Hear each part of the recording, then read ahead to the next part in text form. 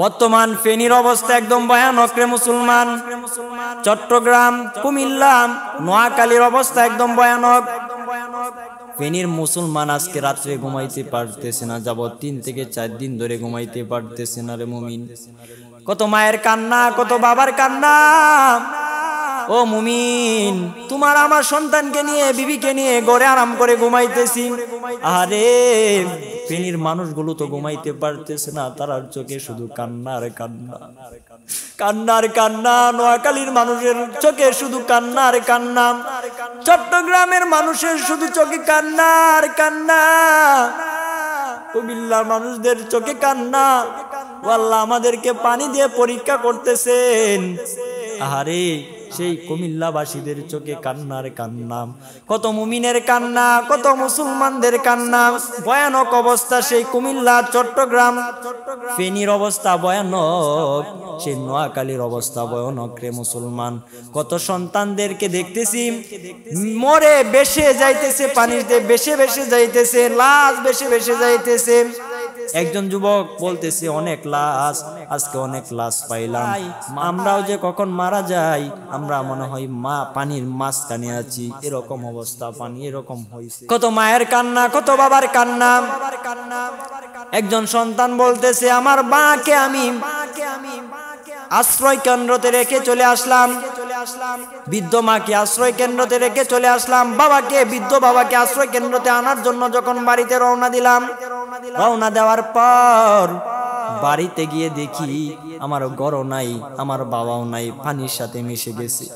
অনেক দূর থেকে দেখতেছি আমার ঘর নাই, পানি আর পানি, বাবাও নাই আর ঘরও নাই। বৃদ্ধ বাবা দুনিয়া থেকে বিদায় হয়ে গেছে।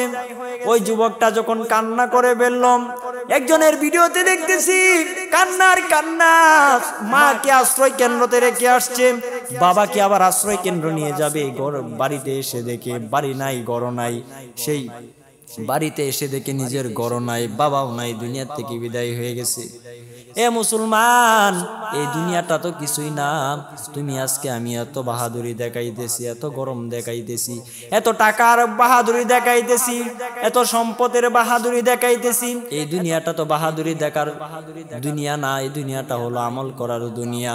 এই দুনিয়াটা হলো আমল করার দুনিয়া।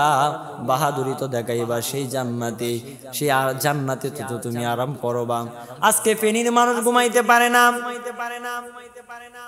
কত যুবকের কান্না, কত মায়ের কান্না, কত বাবার কান্না।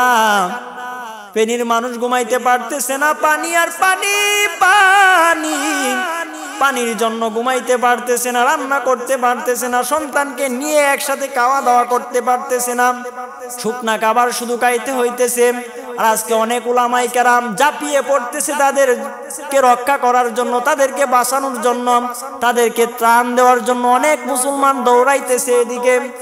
সবাইকে আমি বলবো, ও ভাইরা, সেই ফেনীবাসীর জন্য আপনারাও ত্রাণ নিয়ে যান, আপনারাও তাদের পাশে থাকেন। 5 টাকা 10 টাকা দিয়েও আপনারা একটু পাশে থাকেন, একটা পানির বোতল দিয়েও আপনারা পাশে থাকেন, একটু শুকনা খাবার দিয়েও তাদের পাশে থাকেন।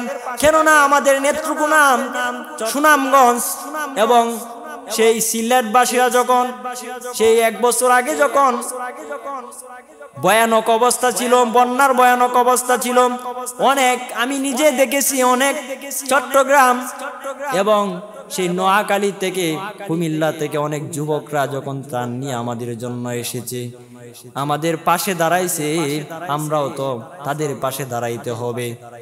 কেন মুসলমান, আপনার পাশে আমি দাঁড়াবো, আপনি আমার পাশে দাঁড়াবেন। এটাই তো মুসলমানের কাজ, এটাই তো মুসলমানের কাজ। কথা বলেন ঠিক কিনা? এটাই তো মুসলমানের কাজ।